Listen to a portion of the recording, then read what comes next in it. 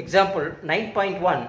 When a dice is rolled, find the probability to get a number which is greater than 4. See, outcomes of a yes. In a die, how many faces are there? The set of 1, 2, 3, 4, 5 and 6. Means a number of yes equal to 6. That is a sample space. Let E to be the even getting a number greater than 4. See here, this is a 4. Greater than 4 means another 5 and 6. So, a event equal to set of 5 and 6. That number of event equal to 2. The P of E equal to the number of favorable outcomes by the total number of outcomes. The P of probability of a event equal to N of E by N of S.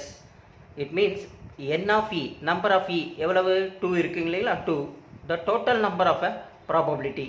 So how many numbers are there? 1, 2, 3, 4, 5, 6. 6 numbers இருக்கு இல்லைங்களா, அதனால 6 போட்டுறோம். அதை நம்ம simplify பண்ணோம்னா 2 டேபிளில் 1 time, 6 டேபிளில் 3 times, அப்போ 1/3. அந்த P of E equal to நம்ம 1/3ன்னு தான் ப்ராபபிலிட்டி ஆஃப் அ ஈவெண்ட்.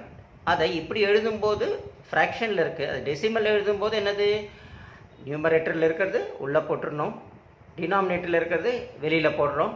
அப்போது போக முடியாது, அதனால் 0 வச்சு பாயிண்ட் வச்சுட்டு 3 3s are 9 போடுறோம். அப்புறம் அப்படியே போட்டுக்கிட்டே பண்ண 3 3 3 3 அப்படியே வந்துக்கிட்டே இருக்கும். அதுதான் probability of a event equal to 0.333 it's going on இல்லைங்களா. ஸோ இப்படி நம்ம புரிஞ்சுக்கிட்டு அதுக்கு தகுந்த மாரி சம் போட்டோம்னா ரொம்ப ஈஸியாக நம்மளுக்கு சம் புரிய ஆரம்பிக்கும்.